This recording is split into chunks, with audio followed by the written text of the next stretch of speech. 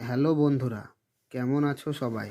Bengal job update YouTube চ্যানেলে সবাইকে জানাই অভিনন্দন।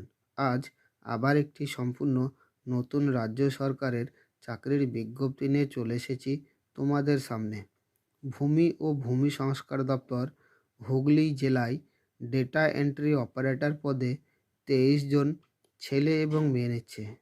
শিক্ষাগত যোগ্যতা চাওয়া হয়েছে গ্র্যাজুয়েশন পাস এবং সেই সঙ্গে কম্পিউটারে এমএস এক্সেল, ওয়ার্ড এবং বেসিক ইন্টারনেট সম্বন্ধে জ্ঞান থাকতে হবে। আবেদন করতে হবে অনলাইনের মাধ্যমে।